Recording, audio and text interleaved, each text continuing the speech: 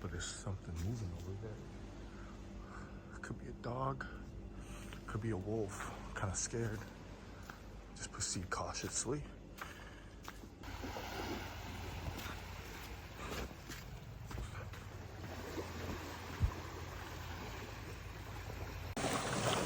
What is this?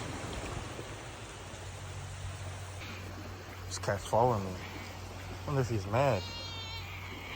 Oh shoot. He pissed. You can. Oh. Yeah, he growling. Oh, I gotta back off. He think I'm in his territory.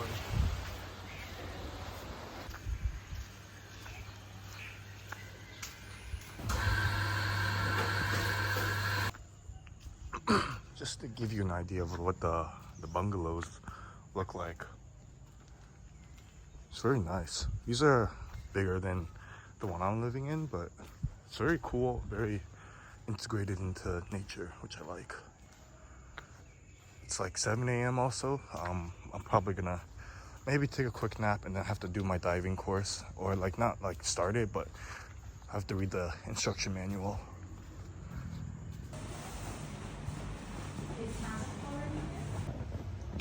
You got bro riding the motorcycle.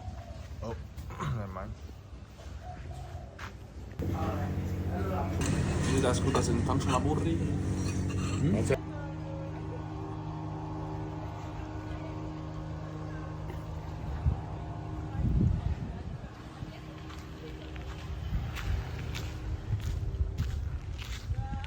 Okay, so it is 3:30 and my class began at 9.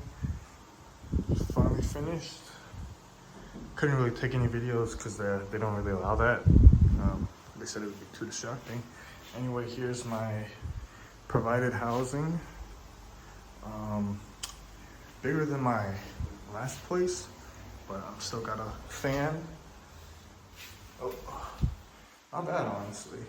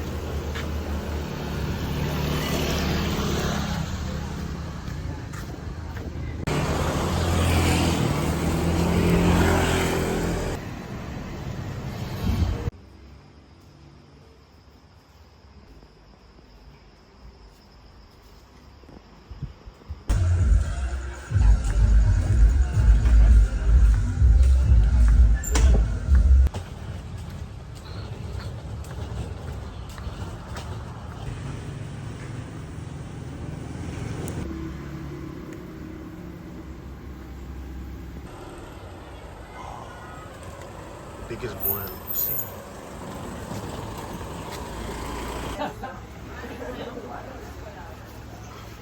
Yeah, I'm not that good either. Yeah, my friends are pretty. One is like,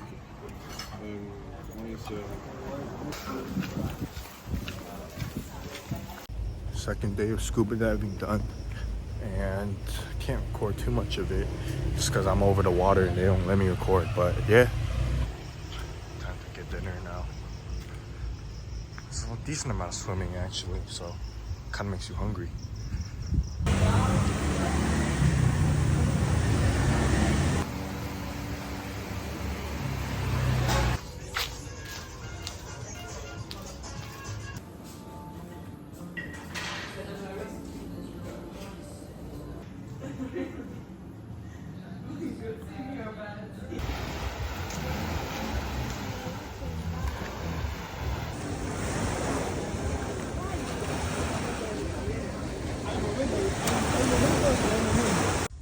'Look how nice they packed my clothes.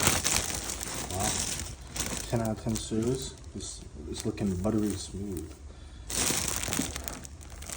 The iron did as well.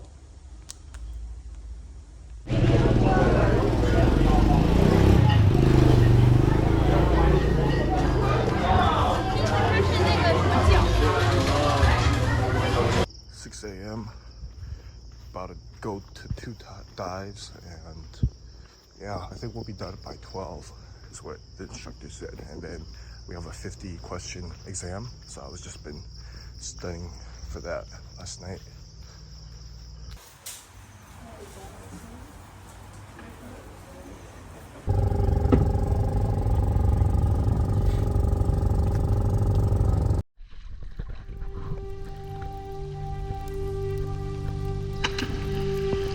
I hope y'all enjoy this awesome montage of my time during the Koh Tao Divers. The footage you see is actually not mine. I don't know if you can tell, but I'm actually on the ship right now. I'm not the one filming. I'm putting on my little scuba gear and like about to jump in. But yeah, as you can tell, someone else is filming. It's like one of the instructors, and we're not allowed to film because a lot of scuba diving is about like controlling your breathing. So if you're like focusing on filming, it's just hard to manage your breathing. And there I am jumping in. I'm pretty scared, honestly, of like swimming sometimes and just diving in. But yeah, it's pretty chill. It's not too bad.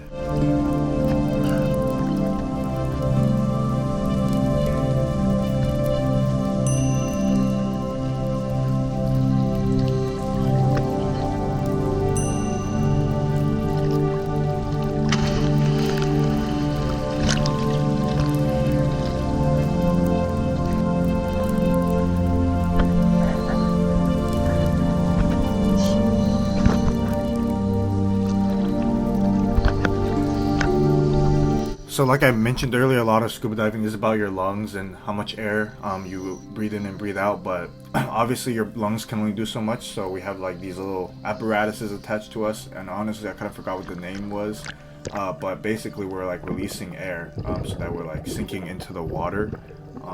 But yeah, there I am, like front and center. There's like the coach, the leader of the group, who's like kind of guiding me.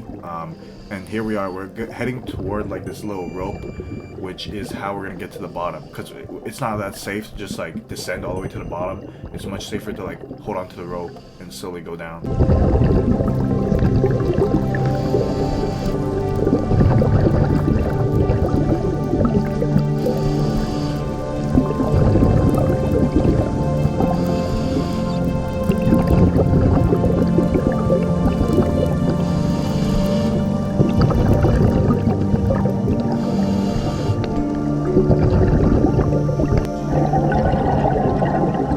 So for me, the hardest part of scuba diving was the compression and decompression of air in terms of like air pressure, like in your ear. It's sort of like the effect of air pressure when you're on a plane, but sort of like the opposite when you're scuba diving. Because like while you're in airplane, you're like high in the air, but when you're scuba diving, you're down way below. And I don't know, there's some like physics attached to it, but basically my ears could not adjust to the pressure well. So one ear was like banging with pang, and it was like almost unbearable, while the other ear was chilling. So as you can see, I'm like kind of near the back with this other dude who was actually experiencing the same ear pang. So every time we would feel pain, we would like go back up the rope and try to adjust, and then go back down, and then go back up, and then go back down. But the other members are actually like chilling, which is interesting.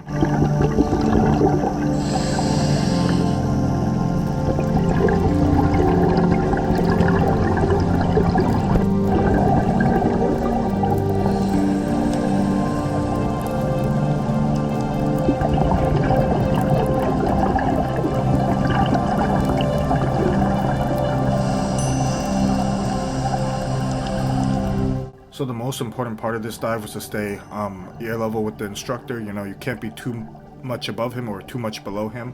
So that's why we had these little watches that kind of like told us what elevation we were at. And yeah, you have to adjust your breathing to change your elevation.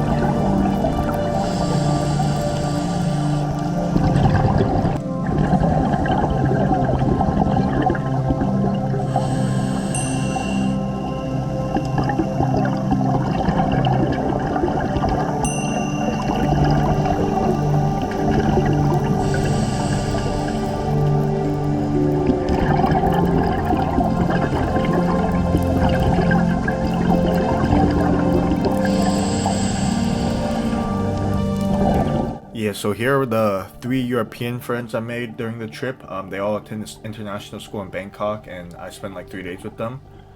Here you'll see like one of them is looking at this little device. So this device is sort of telling you how much gas or air you have, and it's like in a measurement. I'm not too sure what it is, but like around like 50, you want to start ascending, so you make sure you don't lose too much air and you don't die.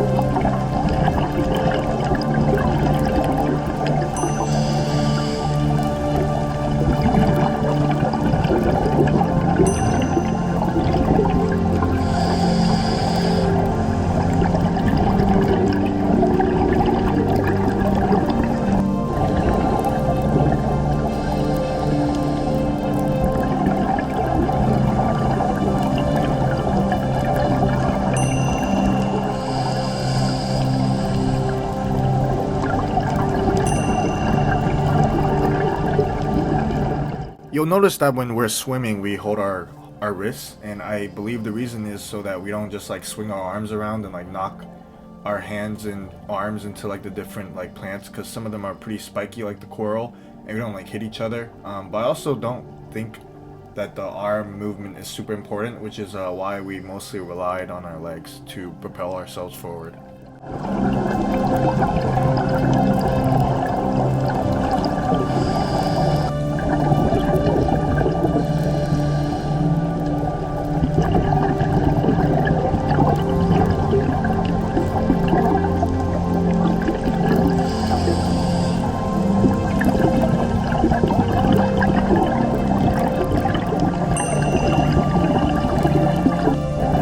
After a while, your ear does stop hurting, which is very, very nice. And yeah, one thing I realized is that there's a lot of fish down there, but there's like not like the super rare fish. Like you're most likely not gonna see a shark or something. Like I think the coolest thing we saw was like a puffer fish.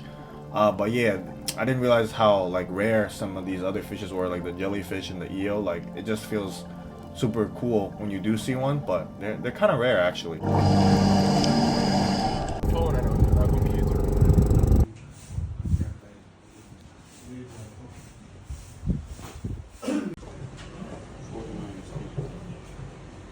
Once we got back, we had to take a 50-question exam to get scuba certified, and yeah, I passed with flying colors, got 48 out of 50 correct, and from then on, I was scuba certified. And then I said goodbye to my friends, and then headed on my way to finish off the rest of the trip.